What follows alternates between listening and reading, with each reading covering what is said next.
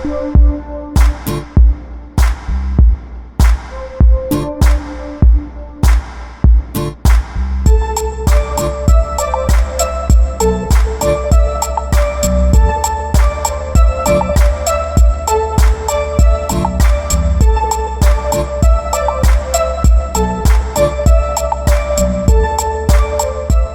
fam, welcome back to my channel, and if you're not part of the family yet and you're new around here, welcome to my channel for the first time.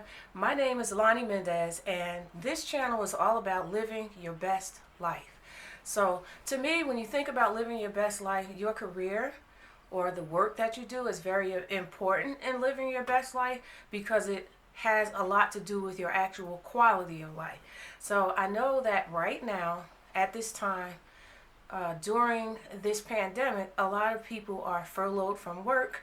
They're home, but those who are fortunate enough to still be paid have an income while they're home. And I've talked to a lot of people over these past several weeks who are really considering starting a side hustle or a side business. And some of them have hopes not to ever return back to work, but to continue to be working for themselves by the time this is over. And some of them want to just take this downtime because they have more time to contribute to working on a startup. They want to take this time to actually start a business. So I thought that it would be appropriate in today's video to talk about 5 things that you must consider before you leave your job and go into business. Okay? Before I get into that though, I'm just going to ask that if you find this material helpful to you, if you could please hit the like button and subscribe to my channel. And then you can hit that notification bell. Go ahead and hit that bell, and that way every week when I upload new videos, you will be notified. And I do upload videos at least once a week. So without further ado, let's get started. So if you don't know, and if you haven't seen any of my other videos where I talk about it, I have been in business for 13 years. I'm an entrepreneur. I left a 6-figure salary 13 years ago to embark on becoming self-employed. So after doing that over the 2 or 3 years following me leaving my job, I learned some very tough lessons, and I realized in hindsight that there were certain things that I probably should have done before I started my business. And that's why I'm creating this video, with the hope that it would shed some light on this whole experience for other people, and that they would think about these 5 things before they actually make the move. So the first one is to adjust your expenses. So when I left the corporate life, I was earning a pretty hefty salary, and my expenses were pretty high. They were like $6,000 a month. Now granted, this is New Jersey. I know New Jersey is very expensive, but that to me was pretty high for somebody who is brand new at starting and operating a business. And it would have been smart to get those monthly expenses down before starting the business. Because being in business is very volatile. It's almost like investing in the stock market. You'll have some months where you feel like you're living the high life, the good life. The income is steady and you're earning a lot, and things are doing very well. And it could be like this for 3 months, 6 months. But then unexpectedly you could experience a slowdown. And then you'll have some months where things aren't doing so well. Now, I'm a firm believer in affirmations. I'm a believer in manifestation and all of that. And I know that our thoughts lead the way when it comes to creating the life, the income, and all of that we want. But at the same token, we should be prepared for things that impact us that we may not be able to foresee.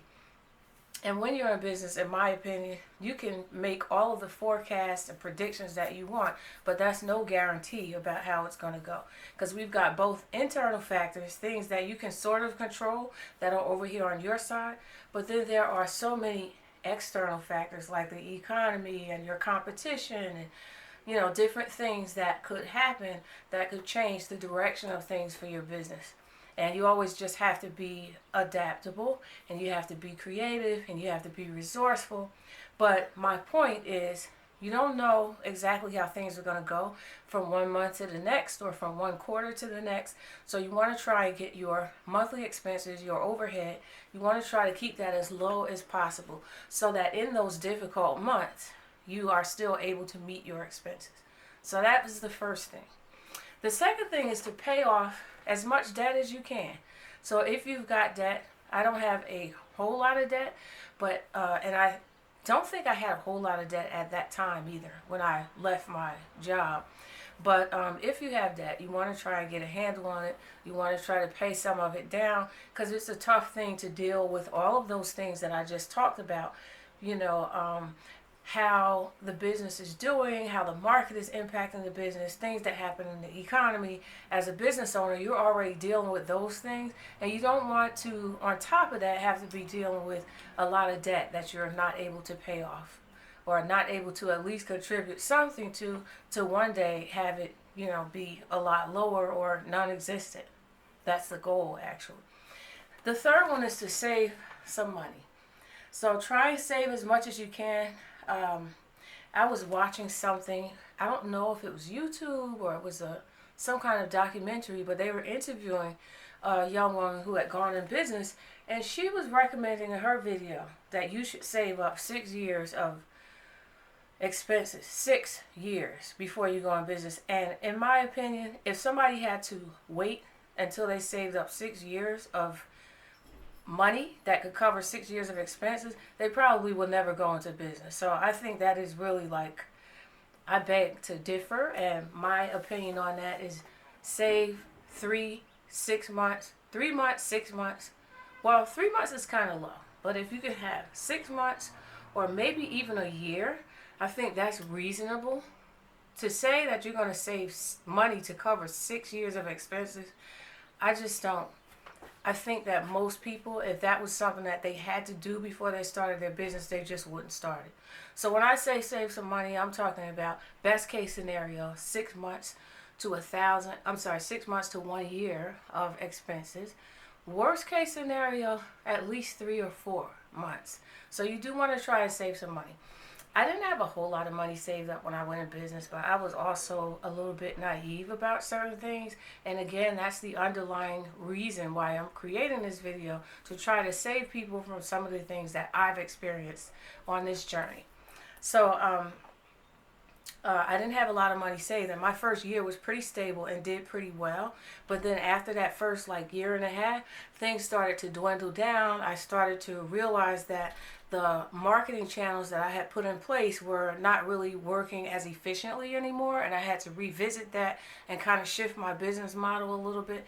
And that was a very new experience for me. I was a new business owner, and during that time when things were slower, the little bit of money that I did have saved up depleted very quickly. And let me just say that the reason why it depleted so quickly is because I still had those high expenses. Much later, a few years later, I've now I got my expenses down to a lot less than that, but I did it after the fact, and that's a lot more challenging. The next thing is to have more than one stream of income. So when I'm coaching people around their career and what they want in their work life, a lot of times people have a passion, they have an idea that they want to follow through on, and they want to start a business, but they don't exactly have, it's not going to hit the ground running and earn all this money immediately. So I coach people to hold on to your job while doing those other things that I talked about. Look at your expenses, see how you can get them down, pay off as much debt as you can, try to put some money aside while holding on to your job and while simultaneously working on your new business. And when your business grows and it gets to a point where it can kind of sustain you, then you can let that job go. So that's the fourth thing. Just have more than one thing, whether you have a job and you work on your business while you're still working, or if you work on your job long enough for your business to grow to a sustainable point where you can pay your expenses from your business, where it can pay, your living expenses and your overhead. Maybe at that point you still want to have a second or third stream of income. Many wealthy people recommend that you have like 7 streams of income. I have about 7 or 8 myself. Some of them are little trickles, but it's still income. But my point is that you want to make sure you have more than one thing. When I first started in business, some people in my community, in the business community, they were like, why do you have 2 things going on? Why would you start 2 LLCs? Why don't you just pick one? And my answer to them was that I was passionate about both, which I still am 13 years later. I still enjoy both of them. I still spend an allocated allocated percentage of my time operating both of them. So I split my time between the 2. But the best thing about having more than one stream is that I noticed over the years when one of my businesses would slow down and it would be like a slow season for it and there wouldn't be a lot coming in, miraculously the other business would start to pick up. I would start to get some referrals, or people would start responding to different ads that I had out. So it was amazing how they kind of worked together. This one went down and the other one picked up the slack, and then vice versa. So it's great to have more than one stream of income, at least 2, so that they can compensate for each other. And by the way, those same people who said, why do you have 2 things? Why don't you focus on one? Why don't you just concentrate on running one business? Those people, a few years later, I saw that they had implemented other streams of income and they were doing more than one thing. And I guess they had learned what I learned early on, which is, the 2, if you've got more than one, then they can pick up the slack for each other.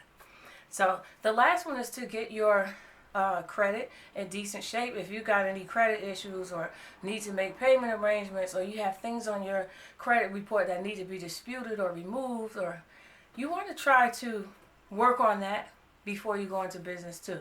Personally, I took the approach of not taking out government loans. I didn't want venture capitalist money because I didn't want to turn over a percentage of my business in exchange for money from venture capitalists. I wanted to have full control and own my businesses 100%. And I didn't want to get in debt with government loans. But I will say that a couple of times, having my credit be strong enough where I could take out some kind of small line of credit or something in the case of an emergency, in the case that I really needed it, it was helpful. And over this 13 years, I've done that twice. And each time, it really wasn't a lot. It was a very low amount, like not much more than somewhere between $1,000 to $2,000. And so that way, it was easy to pay off. So I never did any long-term credit or any money from venture capitalists. So those are the 5 things that I learned after the fact that I wanted to share with you guys in case you are thinking of taking advantage of this time. If you're somebody who's home, you're furloughed from your job, you're still getting paid, you've got a lot of idle time, and we all should still be spending most of our time at home. I know we have to go out sometime. Well, that gives you an opportunity to do some research, figure out exactly what you want to do, what your passion is, what are you good at, and then do some of these things that I'm recommending, and then start working on your strategy for launching your business. So anyway, I hope that this video was helpful to you. I thank you so much for watching. As always, I wish you a very successful day, and I look forward to seeing you in the next video. Namaste.